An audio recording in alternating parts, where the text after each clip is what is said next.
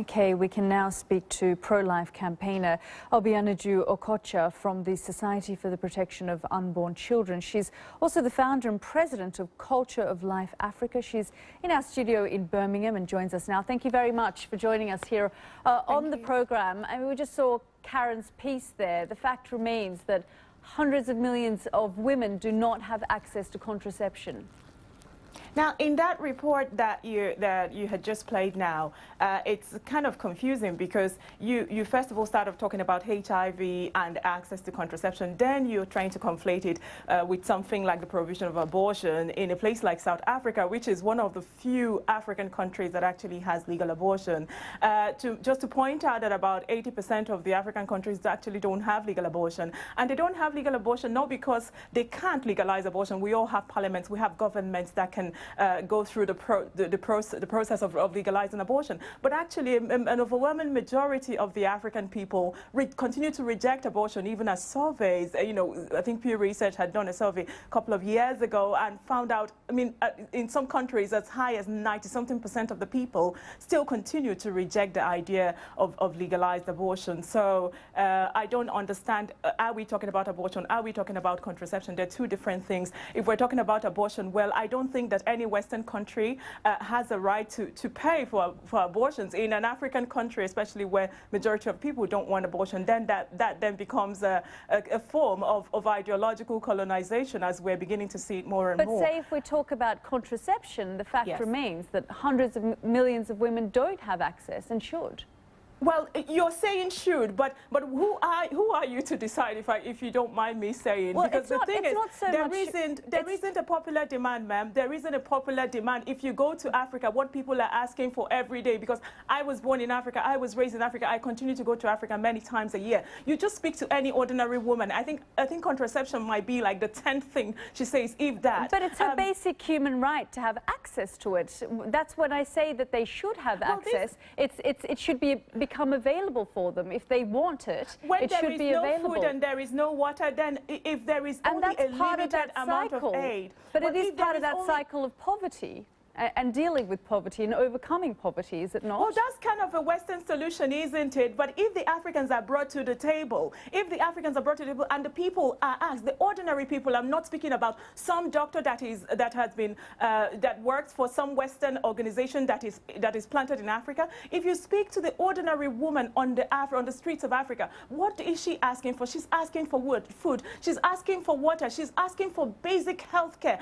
And contraception continues to be like about the last thing that they would ever think of. But does now, that talking about contraception, but does that not play into the wider conversation about poverty and food? If they have access to contraception, if they can deal with birth control, if they can have a family planning program in place, then it deals with the issues of poverty as well. That is the Western solution. Why don't you listen to the people first? Now, talking about something like contraception, in all this talk about contraception, the one thing that I have never heard of in all my time trying to track all these things is something like the side effects of contraception. No one ever tells the African women when they come to promote contraception across the different African countries. No one talks about it. Now, recently I spoke to some women in Africa who had contraception inserted into them. I think it was something like the IUD and the Implanon, and these women were crying. I found myself consoling women who had actually been experiencing these side effects that they had never heard of before. No one ever told them, but someone from a Western organization, one of these Western organizations in Africa, came and put IUDs into them and told them this is what you need to come out of poverty. That is not what African women need. That is not the single indicator to come out of poverty. What Africans need is education. They do, indeed. It's about education as well, so that they understand their basic human rights. It's not just about the West coming and imposing something. These are colonial thoughts, so you better be careful expressing them. According to whom? So there are Africans who don't have access to education. What children are looking for is a way to get into school. Someone like myself, I was born in Africa, I was raised in Africa. My lifeline out of poverty was education. It was not contraception. And there are so many other women who have walked the same path as I have without ever having to take recourse to some contraception provided by the British government or the United States government. So you're you're then also generalizing, speaking on behalf of, you know, every woman on the continent, saying that the majority of them... So are you? You're talking about a general solution when Africa is actually not a monolithic society. All I'm saying is that they should have the right to have access to. Well, they do.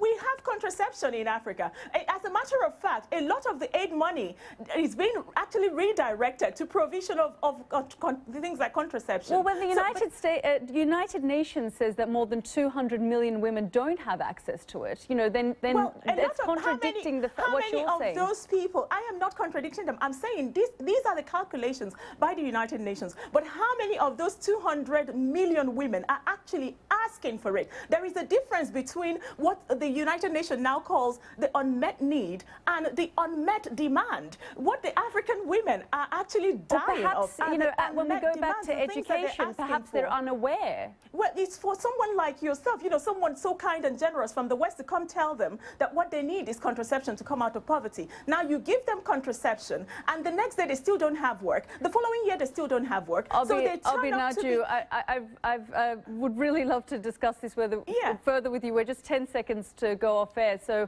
thank you very much for joining. Thank you very much for joining us here on the program. Do stay with us. We've got lots more coming.